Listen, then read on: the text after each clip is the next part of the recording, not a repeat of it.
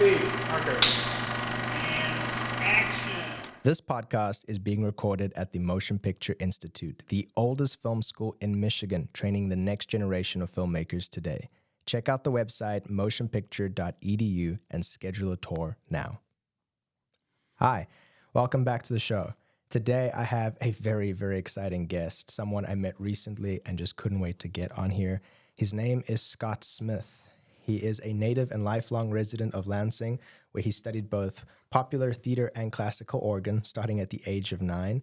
In his early 20s, Scott studied jazz, keyboard theory, and harmony with the legendary Father Jim Miller. That's correct. Since that time, Scott has performed concerts and accompanied silent films on theater pipe organs across the country. Each year around the Christmas holidays, he entertained shoppers on the Barton organ at the Mole Hole of Marshall, Michigan, as he has now for 35 years. He has worked extensively in the field of pipe organ building, maintenance, and restoration since high school. He now owns Scott Smith Pipe Organs, a full-service pipe organ business. So without further ado, it is my pleasure to welcome you to the show and say, let's talk motion picture. Scott Smith, it is a pleasure to have you here, sir. Likewise, it's a pleasure to be here. So, to give the audience a bit of context on how we met, I was lucky enough to be an audience member of one of your recent shows at the Redford Theater, which I frequent quite a bit in Detroit. It was my first time watching silent films, but not only watching a silent film, it was my first time hearing live organ accompaniment, and it was done by you. And I knew at that moment that I had to speak to you and I had to get this conversation going. So my first question is, what is film accompaniment? Can you break that down for us? I guess the official answer for that is to support whatever visual image is up there to make sure that I'm not standing out in front of the film, I'm just supporting it. So I suppose ultimately my job is to take a giggle and make it into a belly laugh, or take a sniffle and make it into an out-and-out sobbing episode. So that seems to be the outline of it, but there are a lot of little details we have to fill in. We have to keep playing. So what do we play? That's up to us. We'll get into that, I'm sure. And so let's start there with your process. How do you start prepping for a silent film? We're lucky enough these days I can order it up. Well, I can either see it online, I can see it as a DVD. A lot of times I like to order. I have a particular company that is known for doing the best restorations, and I'll get a DVD and I'll watch it repeatedly. That gives me the luxury of being able to slow it down, speed it up, move ahead. And the idea is to develop, well, for me, my process is to develop themes for certain characters or for the scene itself. If there's a hero, there's a theme for him. There's a heroine, there's a theme for her. If we're going to the Niagara Falls, I have a theme for that, and so on. And in between, I try to improvise. There are other people who like to write a whole score, and I just don't have the time or the patience for that, I'm sorry to say. But there are those who try to totally improvise. I'd like to think I hit most of the marks that I set for myself, but I don't try to hit every pratfall. I think that's drawing too much attention to myself. Again, I'm just there to support what's there. I see myself as a team player, not as necessarily a soloist, even though I am the soloist. You have immense musical ability, because what I saw, which was so fascinating, is there's no, like you said, there's no written music, and I'm sure you could do that, but that's how I thought this went. I thought how it was done was that back in the era of silent films, they made the film, they wrote a score, they sent that sheet music out to theaters, and then film accompanists would then interpret that and play it live for the audience. That's not at all what I experienced that night. It was your improv. You were kind of watching it. You had ideas, you had themes that you would play back and forth on, but you would anticipate moments, and it became so fluid. Like as soon as a big reveal happened, you had a note for that. And it was really, really cathartic to experience. And I was like, man, it really is jazz. It is like in a weird way interpretive. Mm-hmm. And that was fascinating. I'd never thought of that before. So now I'm curious, with the history of film accompaniment, was there ever a process like that with sheet music being handed out beforehand, or has it always been interpretive? The big films, the really big films. But usually, more often than not, the film just showed up. But there was usually what they would call a lead sheet, an 8.5 by 11 sheet or something thereabout. And they would have written like one line of one piece of music, and that would be out there. And then it would suggest another completely removed. Now, there was a book that came out called Motion Picture Moods that everybody owned. I have a copy. I've given away copies that I've gotten to others. And it's just like Furioso #1 and Mysterioso #7, and you have the pages marked and you go back and forth. But the organists and pianists and theater orchestras all had their own libraries, and so they had to call upon that. Many times the action and the film did not match the music, but the music was there to, as one of the old film accompanists used to say, perfume the air. And I guess that's really a nice way of thinking of it. We're just perfuming the air. That's a beautiful way of putting it, because after a while, there's something you said when you did your presentation to the audience, and you said, if I'm doing my job right, it's as though I'm not even here. And I mean, it sounds sad to say, because it did reach a point where I didn't even feel like you were distracting or anything. I was so in the movie, and it was so fluid, which I guess comes with, you said, 60 years of experience, that I was so moved, and I was just experiencing a film. And the music was not necessarily secondary, but it was there. It was present, and it just gripped me in the moment. And I suppose now with your experience, let's talk about how you got started into that. What about that hooked you and made you want to do this for the rest of your life? Well, I started off, let's go back to the beginning, because I think it just goes to show how all the left turns in life get you to where you are today. And one of my favorite sayings is, life is what happens when you've made other plans. So there I was as a kid in the 4th grade, and I had a new teacher who had just graduated from college. This was her first job, and she had this radical notion that every kid should have an instrument to play. And so what she did with us was to take us by the hand. Well, she gave us our little song book, and she said, pick a song out of this. I'm going to take each one of you down the hallway, and you're going to sing for me. She never used the word test, but that was what it implied. So she took us down to this little room that we had all seen but never had been in, and I found out that it had a desk, 2 chairs, and a lamp, and that was it. She turned on the lamp, and she said, okay, sing.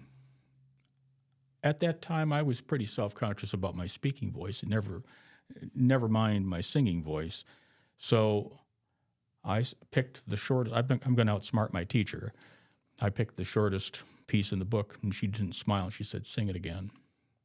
Well, I've been outsmarted at that point by an adult. So she had me sing it a few times, and she said, go back to your class. And I thought, wow, I have really failed at this miserably. She went to the office, and she called my mother, interrupting my mother's work day, and she said, and her only words were, get this kid on some sort of an instrument. Bang, the phone went down. So my mother did what any mother would do. She went to the telephone book. We had a thing in those days called the Yellow Pages. And she picked the closest teacher, which provided me with an entree to the world, a professional world. She got me gigs when I was young. I started playing weddings when I was 13. I started playing, I was playing in bars and restaurants starting when I was 17. And sometimes that got to be a little embarrassing because there was somebody who wanted to hear a certain tune, and I would maybe not want to play it, or else I didn't have it with me or whatever. And a cocktail would show up, and I'm not even old enough to drink, and they're not telling anybody how old I am. So anyway, this all blossomed into eventually a concert playing. I wouldn't say a career, but it was a side career, played here and there. And films came up when I was in my early 20s, and the first one was at the Redford, and it was The Blacksmith that you saw the other night. Wow. And so I thought this would be a nice anniversary thing to do. And eventually the concert gigs kind of fell off, and the film dates started to increase, and that seems to be the way it's going really pretty much across the country, is that we're turning into film accompanists when we maybe all thought we were going to be famous organists. So when you started, did you have ambitions of just being an organist, and then the film accompanist just came as a byproduct of that? Like, how would you categorize yourself? That's pretty much the way it happened. I mean, sometimes you would only get the gig if you agreed to also play a film, like a short. And in those days, nostalgia reigned supreme, up through the 70s, maybe into the 80s when I was still pretty young. And they would want you to do a sing along, and they would, accompany maybe an old newsreel or something like that. And so if you wanted the gig, you had to agree to do that. And is there still like lots of work? Like how far in advance do you book gigs? Well, ideally, I'd like to book them as far ahead as possible. This particular gig, maybe 3 or 4 months ago, and I had accompanied this film before. So Which helps. You can't see the film too many times. Although it's like anything else, I don't know about you, but there are times when I will watch something too much and my mind will wander, and suddenly it's like driving down the road and you've missed your exit. It's muscle memory, yeah. And I think that's why with your process specifically, there is a lot of jazz influence. Well, it's interesting you mentioned that, because Father Jim Miller was the guy that really kind of rescued me musically. I mean, in the beginning, I was meandering around, going back to just when that teacher suggested I do something musically. My parents had an organ in the home, and I could hear intervals, I could hear different tones, and never ever thought of it as being something I wanted to do. Later down the road, when I was actually doing stuff, I would find, if I had 4 chords I had to hit before I went back to the tonic, I had to have to figure out what those were. Well, Father Jim was the one that gave all of us, any of us who play in the area, have all been through his tutelage. And he gave us, I would call a map after map after map. So having that jazz theory behind us helps all of us. I'll say in my case, it helps me to improvise better. You didn't know this while you were watching the film, and I didn't tell you until just now. But there was a point at which, you remember when Keaton goes to the country club to talk to the several ladies? Oh, yeah. I didn't have a country club theme. And I got there, and I could almost see my hand go out and smack myself in the head. I thought, what are you doing here? So I came up with that theme on the spot. Wow. Because I had that jazz theory, it could lead me from beginning to end. And the theme, well, with each note, I might have made a couple of errors in my judgment, but eventually, after doing it once or twice, I got it where I wanted it. And so then I took it in the background, and so that brings me to what I'm doing to follow the scene. So in that case, it was like a little soft shoe, and I try to pick up on the cadence of whatever the motion is in the film, the way he's walking. He has sort of broad steps he takes, trying to follow that. So the audience is not really realizing what I'm doing, because they're saying, "Okay, this is him walking. This is a walking theme." And try to improvise that. I try to have something available on another keyboard so that if I have to do an accent, I could go do that. I think, oh yeah, this is when she smacks him in the face with a pie or yeah. It felt whatever. like you cued certain notes to actions deliberately, which made it very satisfying. It was almost like the film was cut to the music, which is not the case because you're playing it live. Which is why I'm having this weird existential crisis, realizing I have no musical ability. I'm a great music enthusiast, but I have no ability. I can't play, sing, nothing like that. And so I didn't pick up on any of that. When I was watching the film, I was like, man, this guy has all this in his head. This is all memorized. This is insane. I actually thought that you had that sheet music. Like I said, initially, that's how I thought the process was done. Until I peeped over to you and just saw you looking up every once so often. This guy's... he's improvising. We kind of have to be like a lizard where you've got one eye on the screen and one eye on the keyboard. Do you ever miss keys by accident? Oh, sure. Oh, sure. Does it again, I don't think I would notice, but do you feel deliberately bad? How does that internally? Yes, I do. Occasionally you can't hear me curse at myself either, but I've done that. So you've missed keys. And so then going back to your process, because you said there's material online, do you ever look at other scores for films that you're going to compose? Absolutely. And then steal stuff from there? Absolutely. So then I guess that takes me to your favorite composers. Who influences you? Well, in terms of film composers, it comes down, I like a lot of those old sound film composers. Give me some names. Like Erich Wolfgang Korngold. He has had an interesting history in Europe as an operatic composer, but he came over here and did films. Many times his compositions were better than the films. Wow. And there What a compliment.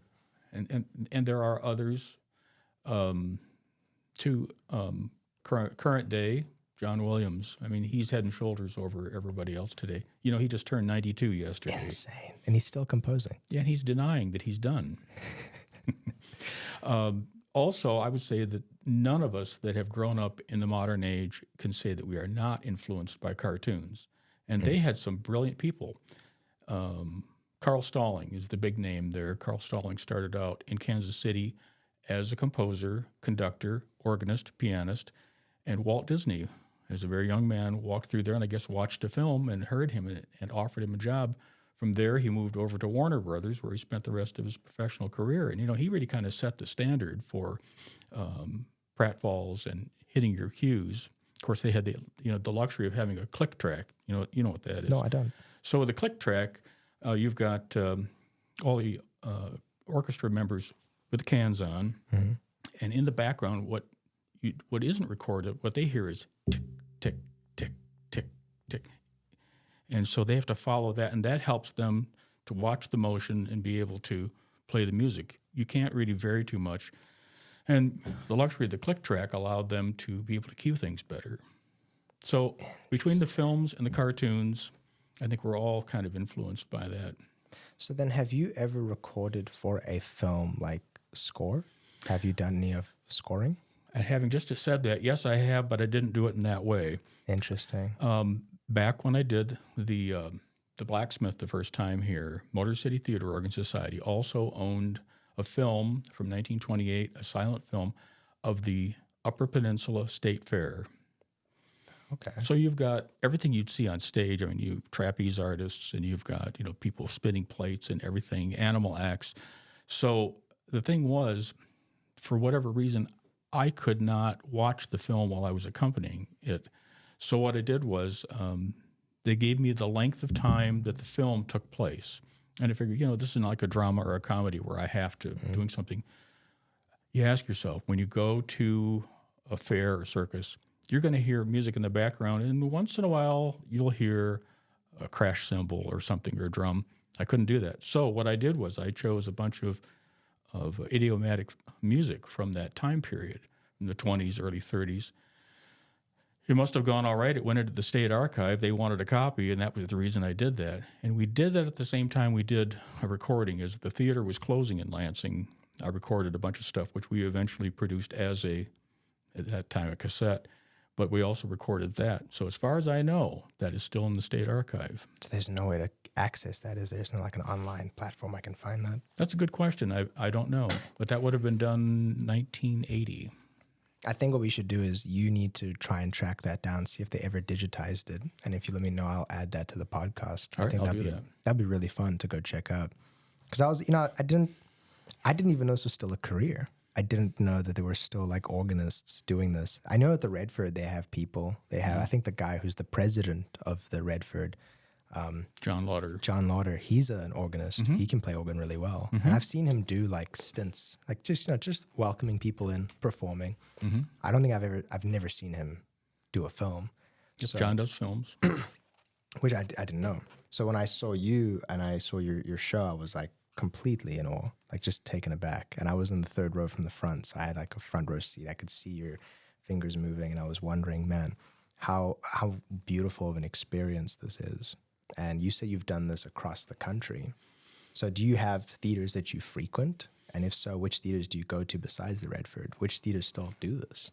Well, I would say that we've all become more localized. It's just like I have an organization that's outside of Lansing in Grand Ledge, and we have an instrument. We took the instrument from the Michigan Theater downtown Lansing, and after having wrestled the whole thing out and finding the right venue, we landed at the Grand Ledge Opera House. Grand Ledge is a town of about, I think, 8,000, and this opera house just happened to be there. When I remember walking by it as a kid thinking, wow, it's a cool old building, but it sure needs restoration. I sure wouldn't want to be involved in it. Well, it practically became my second address for about 5 years.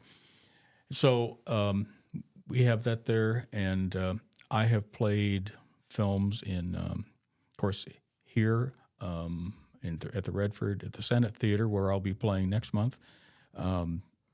Which movie was that again for? for next month is the Passion of Joan of Arc. Passion of Joan of Arc. So that'll be a completely different feeling than the Keaton films. Way more emotional, I'd assume. Right. Lots of like I say, lots of emotion. So I'm going to have to go into that toolbox. That's a larger instrument, but it has a lot of very subtle voices in it. That organ was made by Wurlitzer. It was custom made for the Fisher brothers of Fisher body fame. That was in the Fisher Theater, and it has only moved a couple of times since then. Still basically intact, and we have some reverence for it because it is pretty much all original, and so it has a lot of very subtle stops in it, which is well suited for a drama. You know, with a comedy, it's not quite so important to have some of the subtlety that's involved. When was the last time you saw a stand-up that was subtle? Fair enough. So Grand Rapids Public Museum, they have an instrument that was in a pizza restaurant, equally as large as the one at the Senate. You know, and around the Midwest, mostly I played it a couple times in Wichita, Kansas, at the Century 2 Exhibition Hall, which is the organ that used to be in the New York Paramount Theater. Oh, wow. So I've been here and there through the years. So then, I mean, let's take a pivot here with your real experience with, like, because you also are a maintenance person. You work on organs, you repair them, and so forth. What is the difference between a theater organ and a church organ? Well, I don't think the organ communities have done a great job of making that distinction, but the difference being that a church organ is made up of tones and balances that have been determined by trial and error over the centuries. I mean, there are some orchestral tones in them, but there are many layers of that. What I mean to say is some are suited well for romantic music or hymns, or for like a Catholic organ would not be the same as a Lutheran organ. The Lutherans like to sing loud, and if they can, you know, they're expressing themselves.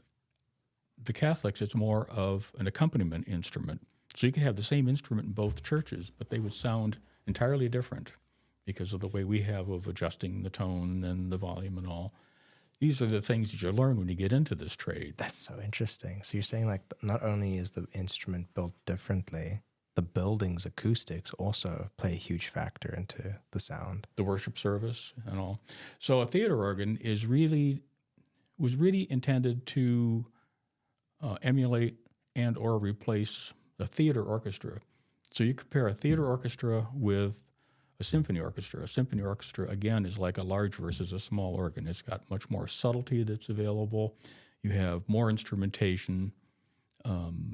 Theater organs have more percussions and traps. Church organs, the older ones would have maybe like a metal bar harp, like a vibraphone sort of sound, and chimes. Chimes are not quite so popular anymore, but you'll find them on theater organs. And today, even when we redesign an instrument and make it new, we want to make sure that those same instruments are there, and maybe some newer type instruments are available to the organist. Do you know what the oldest organ in the world is? I do not. So then, do you know when organs were invented? Well, not exactly, but I always tell people that the organist is the world's second oldest profession, and I let them mull on that for a while. Interesting. Okay. Yeah, I think I know what the first oldest profession is. I think you do too. I think I'm aware. Wow, so second oldest. And it did start off in worship, right? It was right. It was a worship tool, right? And the organ really has developed over the centuries. I mean, it has gotten to a point where it is sort of slowed down in its development, but it still continues. In those days, methods of making a pipe play, they had things they called organ pounders, and they had these big, brutish-looking guys, you know, bashing down on these things that sort of resembled keys. And after a while, that became replaced, and today everything is done pretty much. Nearly everything is done electrically, although we still have a very solid core of people who like to have mechanical action organs, and you know, and I respect that, but that's totally in the church realm or a university setting. So then that's something I've come to realize with my generation in particular. There seems to be a complete longing for nostalgia and going back to analog, and we saw this with LPs. records saw a spike, specifically during COVID till now. Their sales have like quadrupled. They're selling records like crazy, crazy, crazy all the time. Cassette tapes are back, which is so baffling to me. Physical media has come back in a large swing. And now I've come to realize that this longing for analog and going back in time, it's now gone back to presentation. Because like the Redford Theater does film screenings, 35 millimeter prints, 70 millimeter prints, the whole Oppenheimer craze with the IMAX and people wanting to see film. But I've also realized the same thing is now happening with live music. And there's a longing to go back to that analog sound. Has organ experienced that new wave of enthusiasm? Because I know that like live orchestra for film accompaniment, I have seen. I've gone to the... I can't remember. I think it's the Ann Arbor Music Theater or something. I watched a live accompaniment of an orchestra do the sound, the score rather, for The Godfather. I did that earlier this year, and that was a beautiful experience. There was no organ, but it was just your average instruments. And I'm like, is there now a second wave, do you feel, in your own line of work? Do you think there's a newfound enthusiasm for the organ? Sadly, no. I mean, learning to play the organ, maintaining organs and restoring them, that's all labor-intensive stuff. And to the modern world, it's like, whoa, wait a minute, this is too much like work. I'm not looking down my nose at these people, but there was a time, even when I was young, that everything was labor-intensive. And, we found ways of replacing those or making them easier. The organ is a very complex instrument. When I play at the Mole Hall, one of the most often heard words out of people's mouths is, look, he's using his feet. And to me, that's second nature. That's amazing. A few years ago, I saw an awards ceremony on TV that took place at Radio City Music Hall. Now, the Radio City Music Hall has a Wurlitzer organ, the biggest they ever made, with two consoles, twin consoles, and it has 4 keyboards and a pedal board, just like you'd expect to see on any other theater or church instrument. Paul Schaefer and Carole King played on those consoles as they opened, and they stood up and played them as if they were going to play their stack of keyboards. The pedal boards were gone, and I was just dumbfounded. Thought, how are they doing this? Well, they did it the way they do it, but in a way, I think it disrespected the instrument. But on the other hand, I thought, well, this gets it in front of a group of millions of people who will be seeing this for the first time, but it gives them the wrong impression. So then it's like a Frankenstein of what it could actually be. Right. The reason I ask, and I guess I hope that live organ can get its deserved flowers, because at least for me, in my experience, I think organ music really hit the mainstream again with Interstellar, that film that came out by Christopher Nolan. Hans Zimmer, the composer, used an organ for the score, and that score is everywhere on social media. It's on TikTok, it's on Instagram. People love the sound of the organ. And I mean, I'm not quite sure why Christopher Nolan insisted and why Hans Zimmer, followed suit and why they agreed to use it. I guess it does have a very ethereal sound. There's something about the organ when it hits those like highs, you really do feel like you're flying. It's such a powerful sound. I don't think there's many instruments that can hit that high. I don't think there is an instrument that can hit that kind of high. But I guess I hope that the organ will find its, it'll find its new audience. I think there is people out there that can appreciate it. I, for one, enjoyed it. And I think that I'm definitely going to make plans to go see this Joan of Arc that you're going to be doing, because I've seen you do comedy. I would love to see how you handle more dramatic stuff. I assume it's just like the register where you have your notes. I assume that plays a huge factor into it. But I guess I have hope that it will find its, newfound home. And yes. I was going to say, one thing you may find interesting is back in the day, all the major studios, 20th Century Fox, Warner Brothers, all had an organ. They were pretty much all Wurlitzer organs, not identical, but very nearly identical. And they used them as a proofing system for the sound or the impression. They had it played at that time, sort of in a transitional period between silent and sound. One of those instruments stayed with one of the studios until the end. It was removed. One of the composers in Hollywood has taken that instrument, bought it, had it restored. I mean, it's $1 million restoration, has a studio for it, and he now uses it in his compositions in his films. If you've seen, I think it's The House with the Clock in the Walls. Oh yeah, That is figured very prominently, and an organist known to many of us played in that score, and he is called upon occasionally to play at that venue. So then I guess following what I said about it finding its flowers and finding a second wave, the organ's not dying, is it? It's not like disappearing. No, we jokingly always say the organ isn't dead; it just isn't feeling well. That's pretty fun. But there's still it's still in use. I mean, you're still booking gigs. I assume the frequency of the gigs may have dwindled over the years. Right, that's exactly right. But it's not like it's completely off the chart. Like doesn't exist. I think the organ has to find its audience today. Again, when I was young, there were still people who remembered it from their youth when they would go to the movie theaters. And then that audience has since passed on. And so you cannot transmit your personal nostalgia to somebody else. I mean, all we can do is pass on the vehicle, which is the organ, and hope that you can find people who enjoy it. How to get it into the hearts and minds of those who are younger or haven't experienced this kind of thing, that's the sticky wicket there. We don't know. We have to keep trying to present things. Really, the films seem to be advancing more in their public interest than the concerts. I mean, the concerts, you sit there like any other concert with your hands folded for 2 hours, and as we play those things, it makes our job more difficult when we have fewer people to play to. Scott, forgive me for this question, but I think I have to. I think I owe the audience this responsibility. What is the difference between a piano and an organ? Oh, the piano is basically a percussion instrument. It's a mechanical action. When you play it, I mean, don't have to plug it in, don't have to do anything unless it's an electric piano. Has the standard is 88 keys, and you have to physically manipulate the piano to have greater dynamics or less dynamics. You have pedals down there to help with the sustain or not sustain. The organ, the standard is 61 keys. There are some that are smaller. It jumps from, so piano is 38 keys and the organ is 61. Piano's 88 keys. 88 keys, good golly, sorry. So the organ has less keys? The organ has less keys. It just has more keyboards.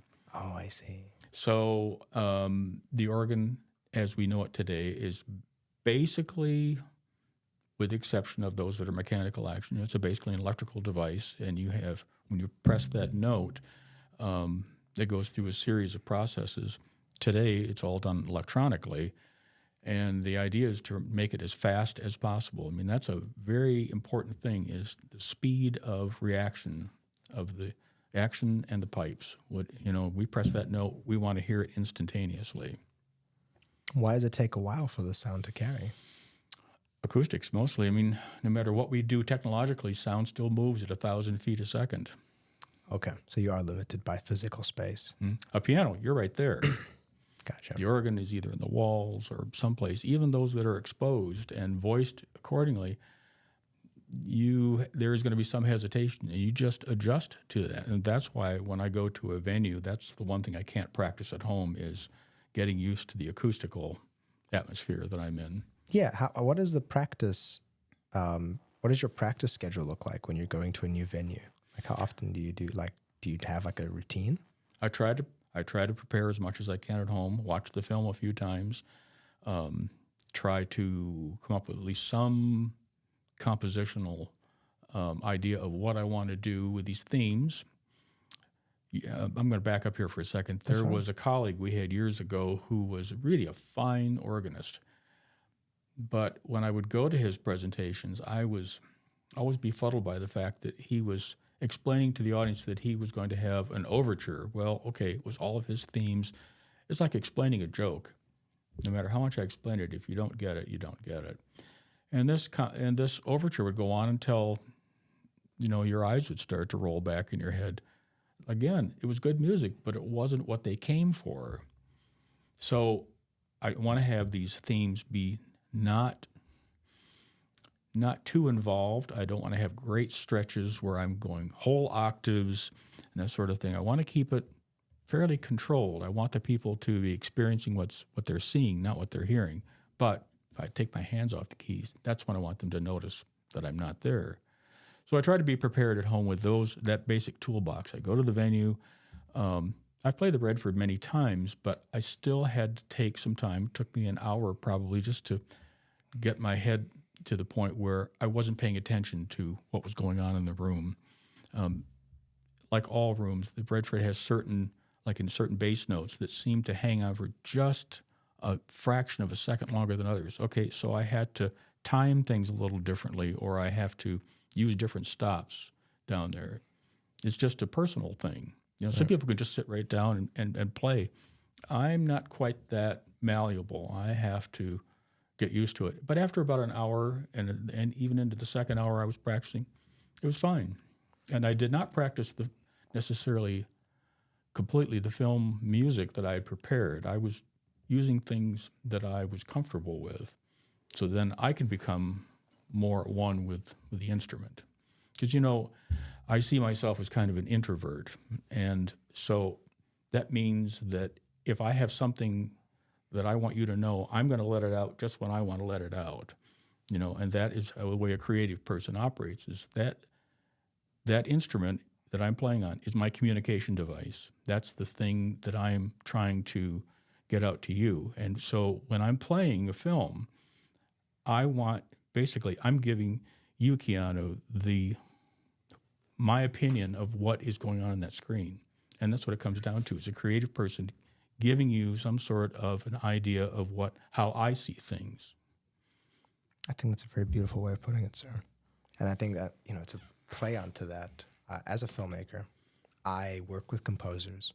And I've been very lucky to work with some very talented composers. And the one thing I've come to realize, and I've only worked with some younger composers, I'm like, they don't know the power of silence. They don't know the power of when to just pull and let the audience breathe.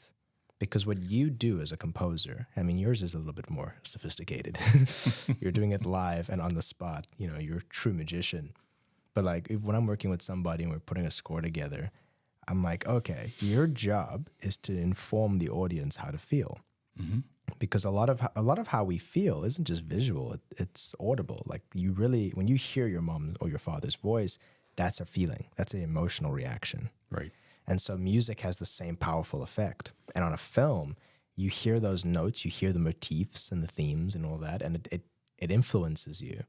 And when you guide an audience for a segment amount of time and you take them from point A to point B, you're informing them on that journey how to feel about the character, how to feel about the situation, how to feel about the stakes. And that's very important. But by the same light, when you do take a step back, the audience is left in peril. They're left with just themselves and the silence of the room, and now they have to really reflect and, figure out how to feel. And that's a very powerful thing. And I think when composers are mature enough to do that, when they know that they're at that point, they're like, okay, I'm going to let you feel this out. And then I'll come back and I'll save you and I'll take you through the rest of the story. But right now, you got to take this journey on your own. That is a very, very underrated part of the composing experience. And you did that. I'm sorry. Oh, audience, I am so sorry. I just finger slapped this microphone.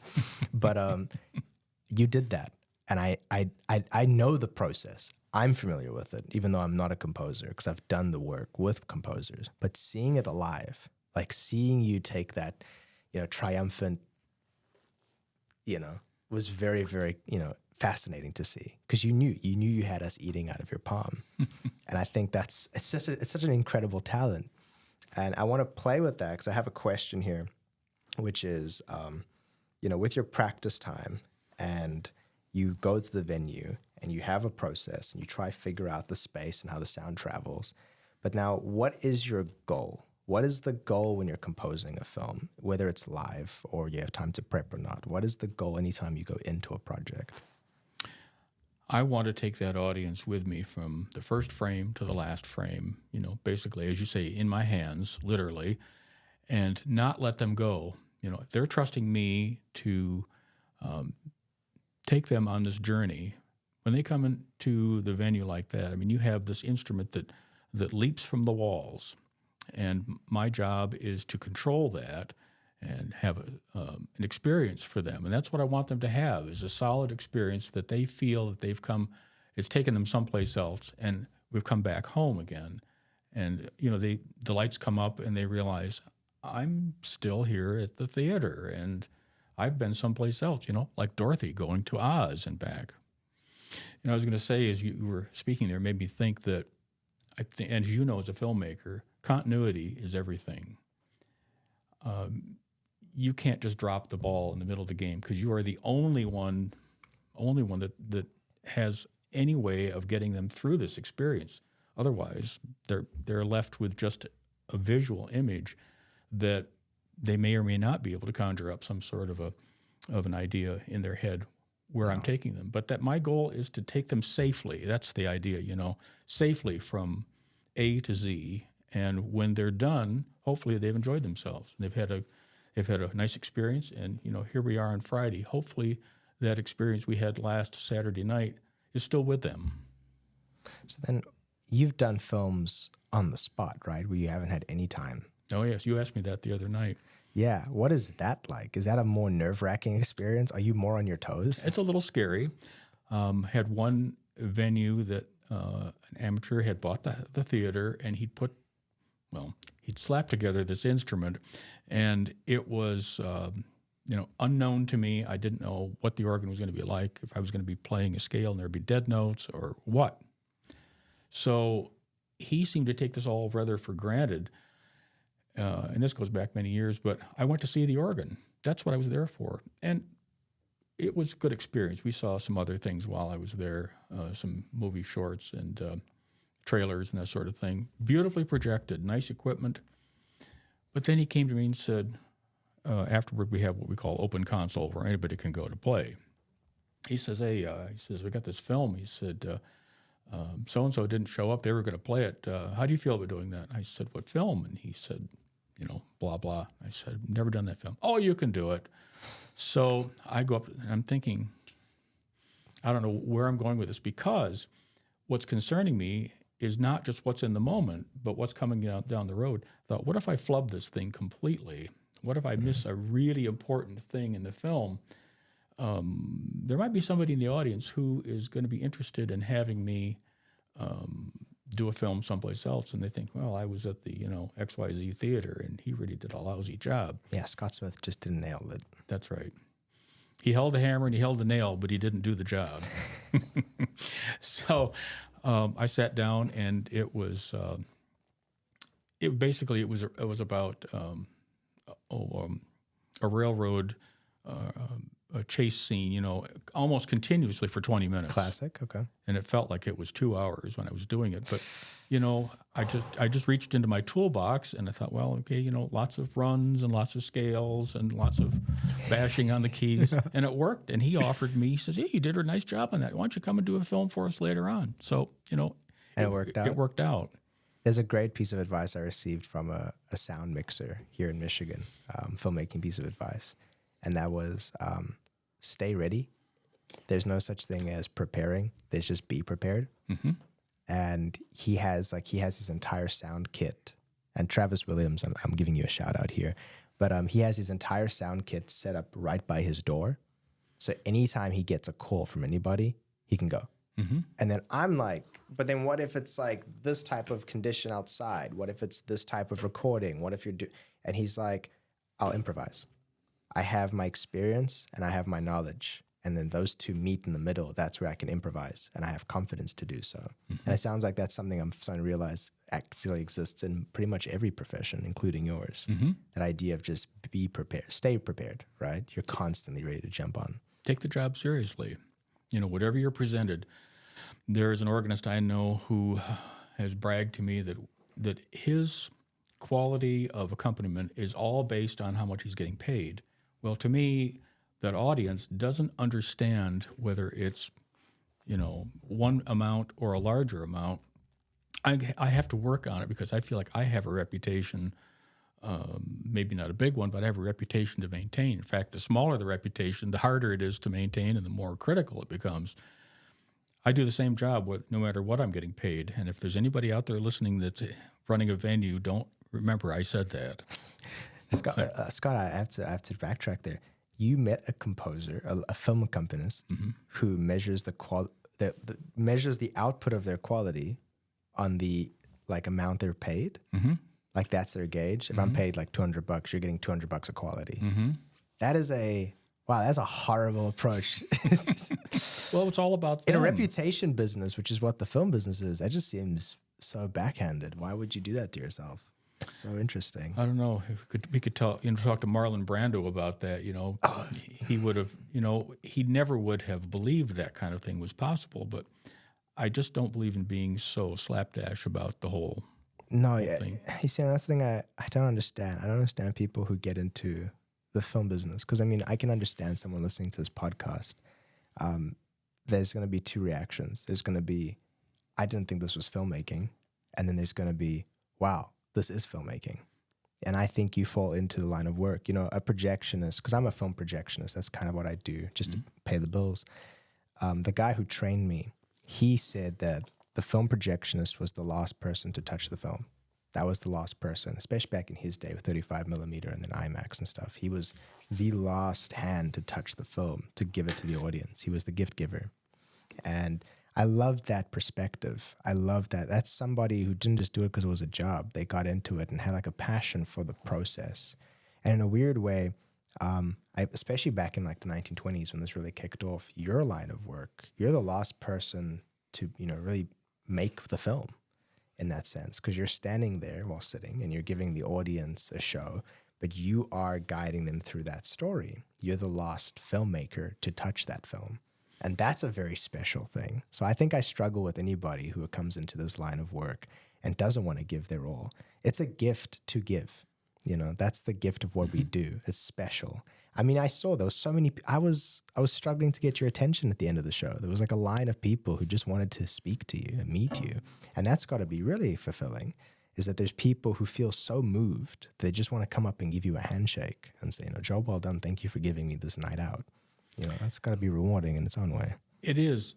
Being, like I say, a world-class introvert. When they come to talk to me, I always feel like, really, they're coming to talk to me about this. To me, it's the job. It's what I do. And luckily, I get to do what I want to do. It's not like somebody says, well, you have to play this here or do this here. That's why I never really went into church music. I tried. I tried to study with the foremost organist in Lansing. And after about 2 years, we both agreed that I was a terrible student and should not continue. And that is the truth. Going back even further in school, I have looked at my transcripts, and year after year, it's the same thing. Pretty average in most things. But when it came to communication and when it came to spatial relationships, I was off the charts, which, always surprised me because there's like one part of my brain that really works efficiently and the rest of it is just, a hum.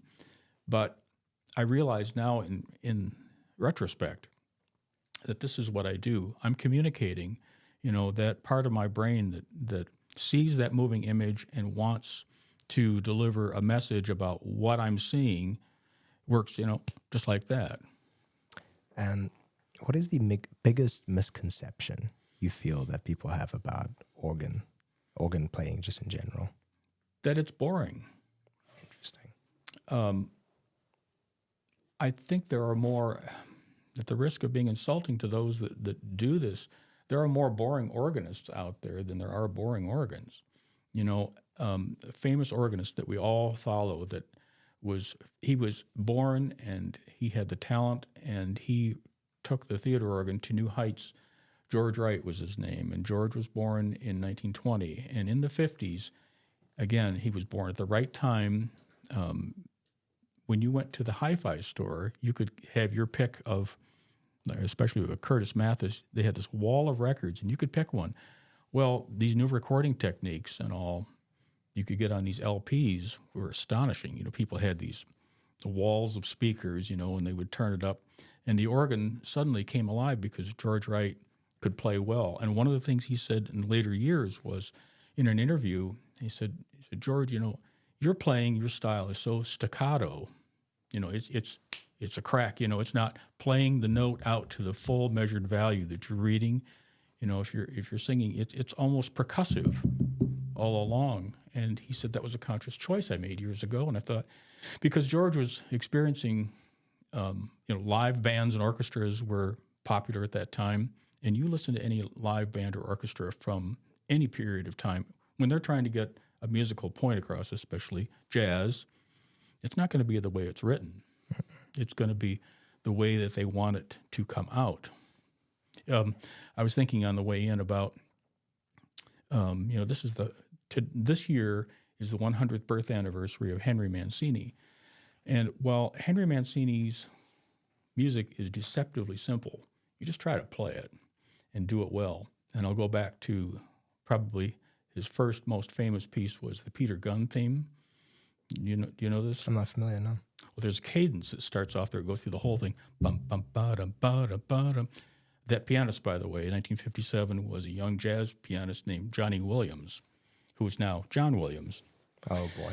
And Mancini's theme there, you would recognize it there. It's been used in at least one video game in recent years. I've listened to various versions of that theme. It's fairly simple. At least it's deceptively simple. But when you hear an orchestra do it, more often than not, you're going to hear it with all the notes full value, and the musicians are playing it perfectly. But the percussive action in there is not there until you go to like a jazz group, and you'll hear those notes struck with percussiveness that they're not doing. And people are in the audience for the big orchestras. They're applauding politely, but you get this the accents that are in there that the orchestra is not using, because the jazz band is just what they do, and that's the way I like to do it. By itself, as it stands, the organ is a very staid, a dull, boring instrument as it stands. I mean, you have to bring the music out. One of my favorite sayings that I've learned is, the music is not in the piano. You stop and think about that. The music is brought to you by the person who is performing. And so they're the ones that, they've got this nervous twitch that they've got to express. And again, going back to the Peter Gunn theme, it's the long notes, da, da, da, da, da, but you get the da, da, da, da, da. And when they hit those notes hard, the audience knows this is something special. And so that's why I say Mancini was really a genius in a very easily deceptive way. Scott Smith, I can listen to your wisdom all day, sir. I really, really appreciate it. And I think the last question I want to end on, and it's a perfect segue what you just spoke about, do you have advice to any up-and-coming organists or people who want to get into film accompaniment? Is there anything you'd like to say to them? The same thing I would say to all creative people. Do it. Get it out of your system. I've thought more than once that I was through with this, but it was never through with me. No better words can be spoken. I feel that. Scott, it is a pleasure to have you here. I want to end with a little snippet here. You have some writings and then pages that can be found on a professional pipe organ journals. You lectured and performed for numerous conventions of the American Institute of Organ Builders, the Organ Historical Society, and the American Theater Organ Society. Is there any way you want us to reach out to you? Do you have social medias that we can check out your stuff? Any websites or links we can go to? Again, I'm an introvert, so I don't like to brag about myself, and it's out there. I tend to like doing. I want to do things that just I want to do. I've shown light into dark corners that only interested me. For example, all my projects start off small and they end up being voluminous in size. And so in this case, nobody had ever created a census of all the organs that were in the Metro Detroit area. Well, that's something that interests me. What were they? How big were they? What happened to them? And 2 years later, I had a list of about 150 organs and venues. And in these days I think about, what did those people do? I'm thinking now about the people aspect. People get sick, ladies get pregnant, people miss their bus. What happened in those days? We'll never know. But that census is up online at senatetheater.com. I'll put a link to it in the description. And for those that are interested in that kind of thing, it's just, and I tried to put something interesting about whatever venues I knew about, and tried not to be too personal in my comments about some things that happened to them. Tried not to make any snarky comments about the wisdom of what caused something to happen. But again, going back to a bit about creative people, I really think you have to follow through and do what your heart wants to do. I started off in my adult career. My dad was one of those who worked for Oldsmobile, and he thought that I should either work for a factory or for a utility company. Yeah, I did try that. In fact, I sort of crossed over into, I was in printing for a while, and that's not a bad experience for me. I mean, I don't regret any of the work I did. That led me into advertising, and that's a quick way to go broke. That's even faster than a restaurant will take you down.